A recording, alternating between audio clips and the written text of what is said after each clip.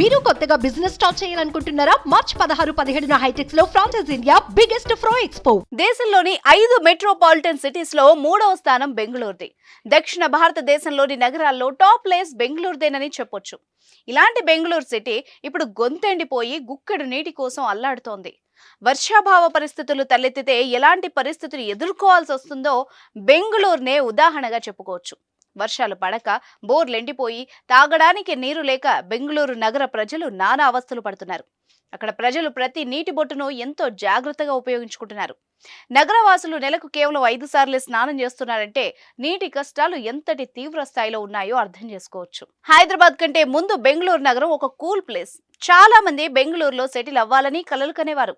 ముఖ్యంగా తెలుగు రాష్ట్రాల నుంచి ఎక్కువ మంది వలస వెళ్లారు. అక్కడ వ్యాపార రంగాల్లో స్థిరపడిన వారు అనేక మంది ఉన్నారు. ఇక ఉద్యోగ విరమణ చేసిన వాళ్ళు కూడా 1980 దశకం నుంచి 1990 దశకం వరకు ఏపీ నుంచి ఎక్కువగా బెంగళూరుకే ప్రథమ ప్రాధాన్యత ఇచ్చేవారు.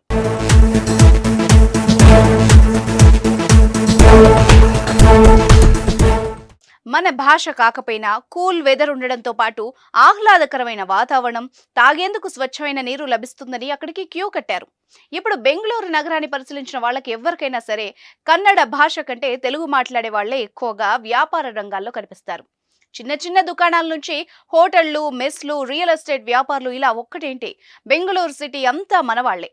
భాష వారి వ్యాపారాలకు అడ్డు కాలేదు. బెంగళూరు అందరినీ ఆదరించింది. దీంతో పాటు 1990వ దశకం నుంచి ఐటీ రంగం విస్తరించడం ప్రారంభమైంది. ఇక చూడాలి, వరుస పెట్టి అన్ని కంపెనీలు బెంగళూరు క్యూ కట్టాయి. సాఫ్ట్వేర్ కంపెనీలు ఇబ్బడి ముబ్బడిగా వెలిశాయి. లక్షల సంఖ్యలో ఉపాధి అవకాశాలు పొందారు. విదేశాల్లో ఉన్న వాళ్ళు సైతం తమ చివరి మజిలీని బెంగళూరుగానే ఎంచుకున్నారు.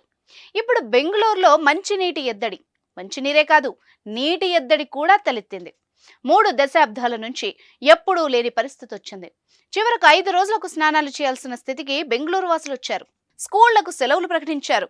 ఆన్లైన్లోనే విద్యా బోధన చేయాలని ఆర్డర్స్ పాస్ చేశారు. నీటి కొరత ప్రభావం పర్యాటక రంగంపై కూడా పడింది.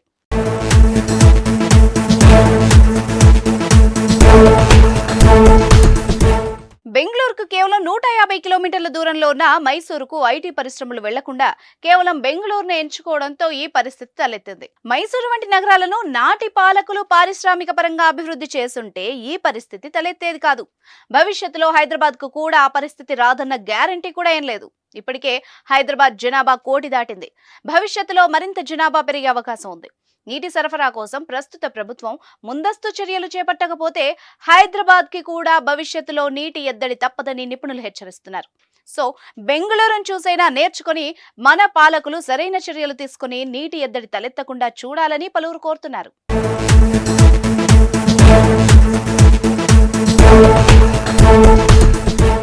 బెంగళూరుకు రోజుకు 2600 నుంచి 2800 మిలియన్ లీటర్ల నీరు అవసరం అవుతుంది. కానీ ప్రస్తుతం 1300 మిలియన్ లీటర్ల నీరు మాత్రమే సరఫరా అవుతోంది. అంటే దాదాపుగా సగం నీరు మాత్రమే రోజుకు సరఫరా అవుతోంది.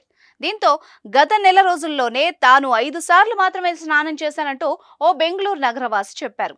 విద్యార్థులు స్కూళ్లకు వెళ్తే అక్కడ తాగేందుకు నీరు లేకపోవడంతో కొన్ని పాఠశాలల్ని మూసివేసే పరిస్థితులు నెలకొన్నాయి. మరికొన్ని పాఠశాలలు ఆన్లైన్ తరగతుల్ని నిర్వహిస్తున్నాయి. గిన్నెలు కడగడానికి నీటిని ఎక్కువగా వినియోగించాల్సి వస్తోందని చాలా మంది బెంగళూరు వాసులు ఫుడ్ ను బయట నుంచి ఆర్డర్ చేసుకుంటున్నారు.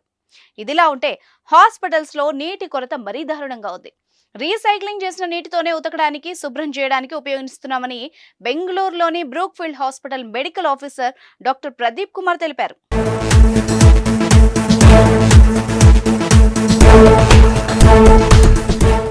సుమన్ టీవీలో మీ పర్సనల్ అండ్ బిజినెస్ ప్రమోషన్స్ కోసం కింది నెంబర్కి కాంటాక్ట్ చేయండి.